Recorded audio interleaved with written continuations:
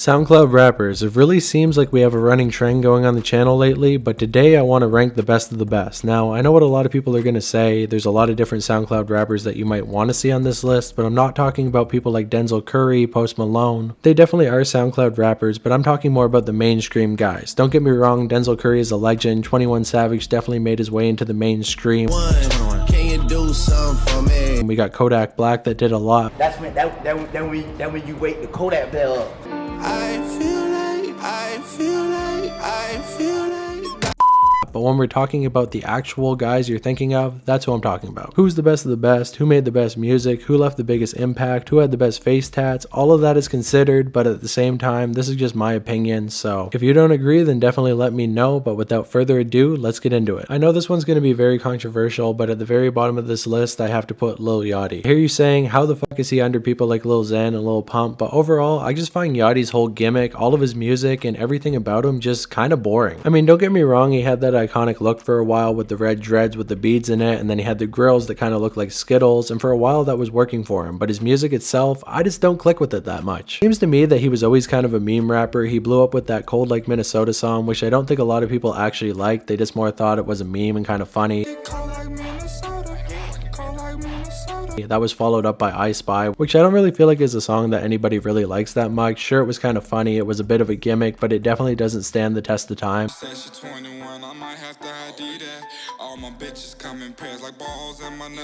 He has a pretty good track with Playboi Carti that was on Lil Boat that I really liked back in the day.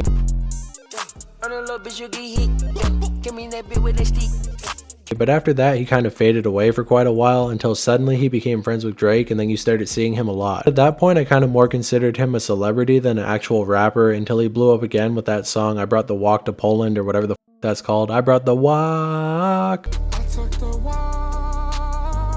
I'm not going to lie to you and tell you that I didn't like that track. It actually was pretty funny and a little bit catchy too. It took over the world for a couple months, but after that he kept making music in that same style, and it just got really old really fast. It's kind of like that one friend who finally made a funny joke and everybody laughs, and then he starts making that joke over and over again, and eventually you're like, okay dude, let it go. No, check the lace on? Shut up! To me, he always seemed like he was famous because he was around famous people. Never really liked his songs that much. He's always pretty monotone, and overall he got way too many placements on the Lyrical Lemonade album, so not my cup of tea, but if you like him, well, more power to you. Up next, we got Lil Xan, and it really pains me to have to put him here, but overall, we have to admit, he never really was that great of a rapper in the first place. His face stats are definitely iconic. He had a couple big hits with Betrayed and Colorblind, and he's definitely one of the first rappers that you consider when you talk about SoundCloud rap, but he petered out pretty fast. He came pretty late in the game, right at the tail end of 2017, and I feel like his management never really knew what to do with him. They basically signed him just off the way he looked. He blew up with Betrayed, that was kind of a sad boy song. Then they tried to push him as a sad boy, but he just really wasn't that. His lyrical ability is closer to Lil Pump than anything, but he didn't really have the charisma to be a Lil Pump, so they had to try to make him more into a Lil Peep, but that just didn't work out for him. Eventually he became more of a meme than anything, with constant freakouts, fighting people in Walmarts, and then eventually he overdosed on Cheetos, and after that his career basically just ended. And even though he's always going to have a small place in my heart for being one of the rappers that I listened to the most during my high school days, I do have to admit he never really was that great, so he has to go kind of close to the bottom of the list. So now that nobody's watching anymore because I put Lil Xan over Lil Yachty, we have to talk about Lil Pump. This guy basically had 3 good songs: Sketty, Arms Around You with XXXTentacion,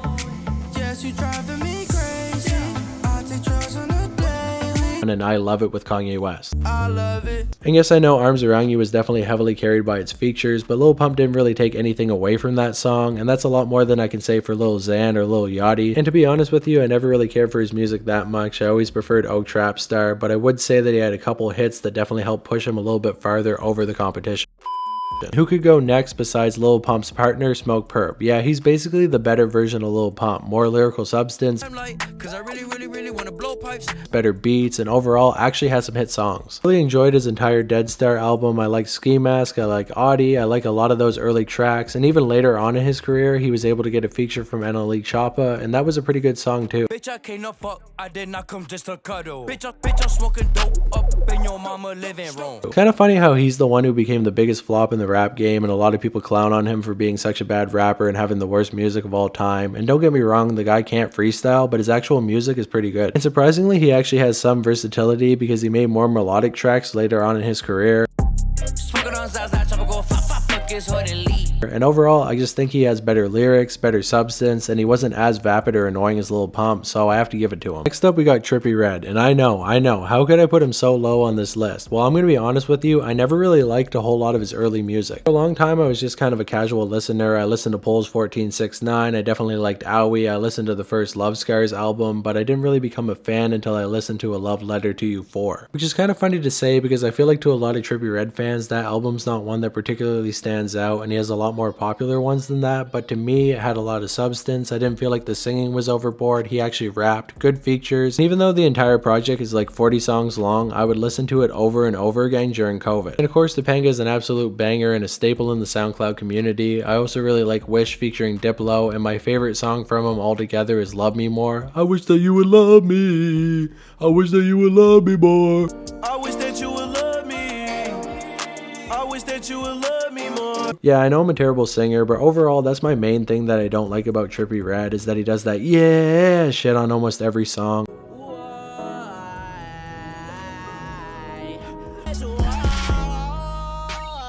I feel like a lot of times it kind of just takes away from it, and I don't like a lot of the features he does because of that. I mean, he's a good singer, he's pretty versatile, but I just kind of feel like he boxes himself in by doing that style over and over again. I hope someday he does a pure rap album and kind of goes away from the singing for a little bit just to see what he can do. So do I think bro's washed up? Definitely not. I feel like he's already a staple in the game and he's not going anywhere anytime soon. Yes, he's had a couple albums recently that haven't performed that well, but he has a really big fan base and a lot of people who show up for his music every time he puts something out, so I think he's always gonna have a place. Next up, we got Lil Skies, and I know a lot of people are gonna be like, why are you putting him over Trippie? Because honestly, Skies' career kind of pisses me off. I always feel like he should have been as big as Trippie, if not bigger, because this guy can definitely rap. I know he went for more of that melodic sad boy sound later on in his career, and that's what he really got popular for, but if you listen to Life of a Dark Rose and some of the tracks on there, like Welcome to the Rodeo, that track had some insane flow on it.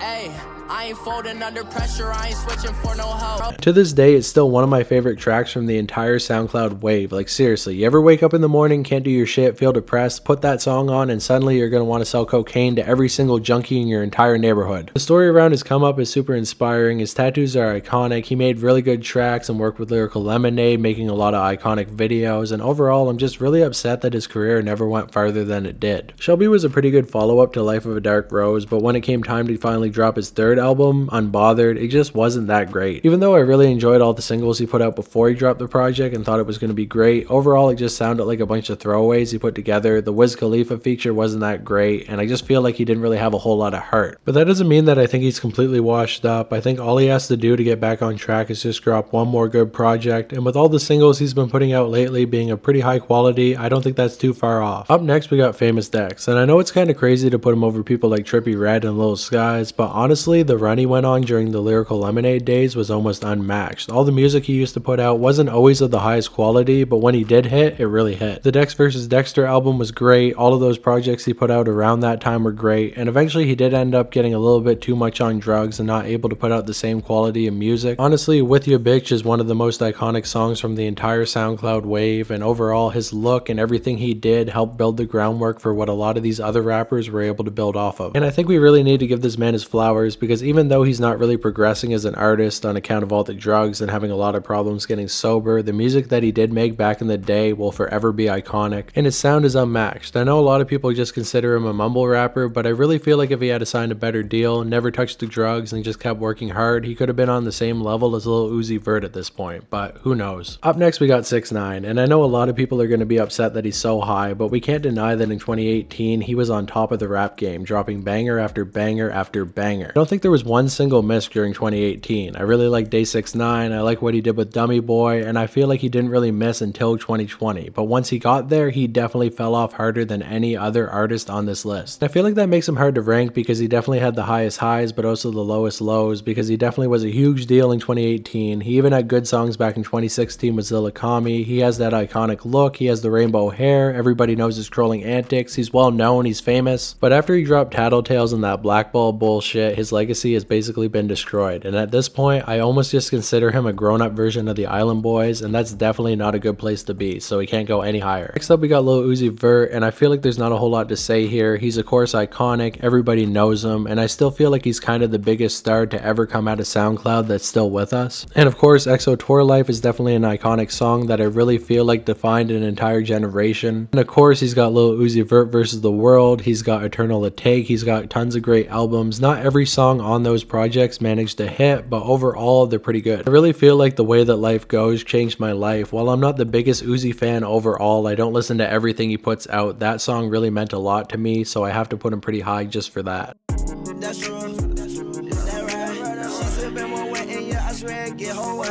And then we got Playboi Carti, and of course Magnolia alone basically clears almost everybody else on this list.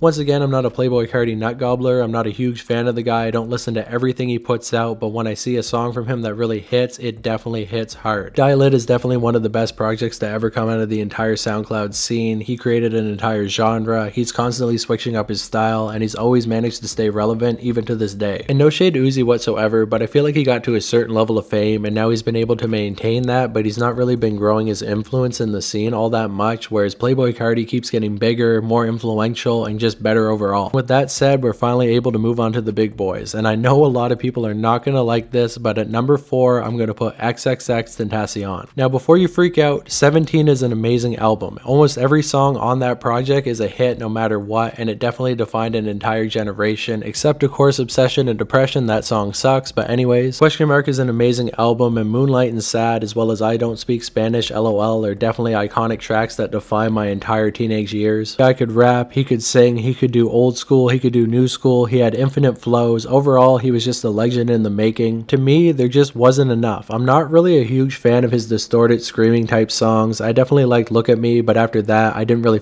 with it that much. That's half of his discography. There's not a whole lot for me to attach onto. I know it's super weird because a lot of people know me for being that trap metal guy, but X just never really worked for me. Once he went melodic, I definitely started to like him a whole lot more, and I really wish he got the chance to drop just one more project, that one defining project that really would have changed everything. But as it stands now, he's an amazing artist, he's iconic, and he's a legend, but at this point when half of the discography just doesn't do it for me, I can't really put him any higher. I'm sorry, X fans. Up next, we have Juice WRLD, and I know a lot of people are like, how are you going to put the clone of X over X? Well, to me, he's not that at all. Of course, Goodbye and Good Riddance is one of the best projects that ever came out in the SoundCloud era, and then after that, I also really like Death Race for Love. I actually think I like that one even more than the first project. Back when I was in high school, everybody listened to Juice WRLD so much that you couldn't avoid it. You would think that'd get annoying, but he was just the perfect artist to be kind of background music for any event. Smoking weed, there's a Juice WRLD song for that. Getting drunk, there's a Juice WRLD song for that. Turning up, there's a Juice WRLD song for that. Every single type of mood you could be in, there was a Juice WRLD song that perfectly fit that. Up to the point that in 2019, he was the only artist I was still rooting for. I didn't like anybody like Blueface, Meg Thee Stallion, all these new artists popping up I absolutely thought were shit, but Juice WRLD was still doing his thing. He was able to create all this iconic music and make such a big splash in the industry within only 2 years' time. He was an amazing freestyler, he had a crazy work ethic, he almost has like 2,000 songs in the vault, so you can see just how hard he was working. And I feel like if the guy just had to live 2 more months, he would have made his way into the mainstream. And I don't mean just the mainstream rap game, like the actual mainstream alongside pop stars like Post Malone, Taylor Swift, everybody. Everything that Kid Laroi has right now, Juice WRLD would have had it plus 10. Overall, I don't think we'll ever get another artist just like Juice WRLD. And it really upsets me that he was put into that emo box, because overall, while he did have sad songs, he also had happy songs, he had all different types of styles. And now all the Zoomers have put him on kind of a weird pedestal. Like I know it happened with X and Peep, but they more so fit that box, whereas Juice WRLD never really was in that sad rap category, but that's a whole nother topic for another day. So for now, let's move on to number 2. Yep, that's right. I'm putting